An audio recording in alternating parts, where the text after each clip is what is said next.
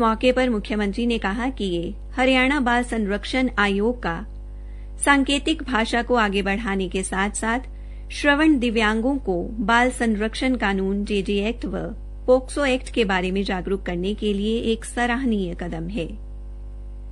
इन module के माध्यम से सभी श्रवण दिव्यांगों को कानून और अपने अधिकारों को समझने में आसानी होगी।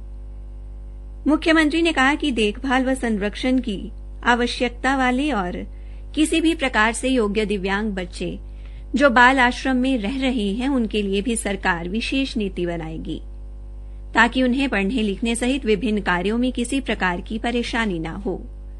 उन्होंने कहा कि किसी भी प्रकार से योग्य दिव्यांग बच्चे जिस भी क्षेत्र में पढ़ाई करना चाहते हैं सरकार उनके दाखिले की व्यवस्था करवाने की दिशा में काम कर रही है।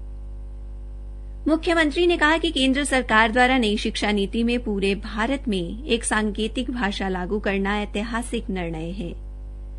एक सांकेतिक भाषा होने से जहां श्रवण दिव्यांगों को संचार में आसानी होगी वहीं राष्ट्रीय स्तर पर उनकी कामयाबी का रास्ता भी खुलेगा।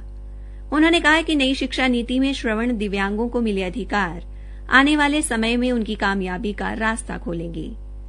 आयोग की अध्यक्षा ज्योति बैंदा ने बताया कि प्राथमिक चरण में आयोग ने दोनों अधिनियमों के कानूनी पहलुओं को लेकर वीडियो मॉड्यूल बनाए हैं।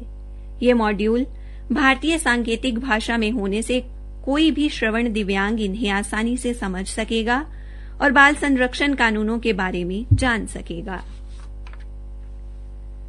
हरियाणा के उप मुख्यमंत्री दुष्यंत चौटाला ने कहा है कि जींद जिले में हरियाणा श्रम कल्याण बोर्ड का मुख्यालय स्थापित करवाया जाएगा। इसके लिए अधिकारियों को जींद शहर के आसपास जमीन तलाशने के निर्देश दिए गए हैं।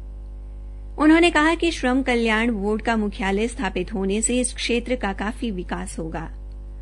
उप मुख्यमंत्री आज जींद में पत्रकारों को संबोधित कर रहे थे। एक प्रश्न के उत्तर में उन्होंने कहा कि विपक्षी दलों के नेता 3 नए कृषि विधेयकों पर किसानों को बहकाने का काम कर रहे हैं, जबकि सच्चाई ये है कि किसानों की फसलें न्यूनतम समर्थन मूल्यों पर खरीदी जाएंगी और मंडी व्यवस्था पर भी इन विधेयकों का कोई प्रतिकूल असर नहीं होगा। उन्होंने कहा कि राज्य सरकार ने कोरोना महामारी के दौरान भी किसानों की फसलों को व्यवस्थित तरीके से खरीदकर किसानों के खातों में सीधे पैसे डालने का काम किया। उन्होंने कहा कि सरकार ने रबी फसलों के न्यूनतम समर्थन मूल्य को बढ़ाकर जता दिया है कि विधेयकों से एमएसपी पर किसी प्रकार का कोई प्रभाव नहीं पड़ेगा।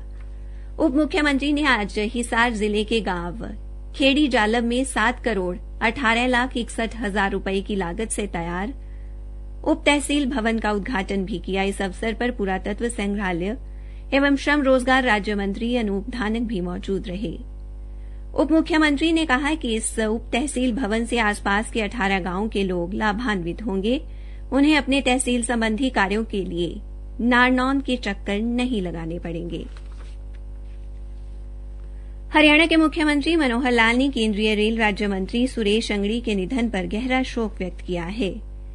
श्री अंगड़ी 65 वर्ष के थे और कोविड-19 से संक्रमित होने के कारण 11 सितंबर से नई दिल्ली के एम्स के कोविड-19 ट्रॉमा सेंटर में भर्ती थे।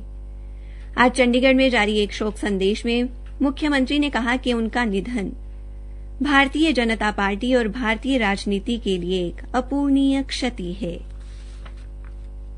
फतेहाबाद जिले के उपायुक्त डॉक्टर नरहरि सिंह बांगड़ ने आज महिला एवं बाल विकास विभाग द्वारा चलाए जा रहे पोषण अभियान के अंतर्गत मोबाइल जागरूकता वैन को झंडी दिखाकर रवाना किया। इस मौके पर उपायुक्त ने विभाग के अधिकारियों से कहा कि वे पोषण अभियान को एक जन आंदोलन के रूप में लें ताकि जनमानस तक पोषण माह का संदेश पहुंचाया जा सके।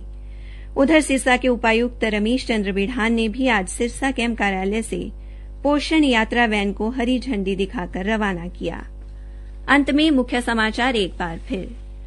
प्रधानमंत्री नरेंद्र मोदी ने आज राष्ट्रव्यापी ऑनलाइन फिट इंडिया संवाद के दौरान तंदुरुस्ती का मंत्र दिया और अच्छे स्वास्थ्य के नुक्ते साझा किए। राष्ट्रपति रामनाथ कोविंद ने आज वर्चुअल माध्यम से 42 विजेताओं को राष्ट्रीय सेवा योजना पुरस्कार प्रदान किए। इसी के साथ प्रादेशिक समाचार समाप्त हुए।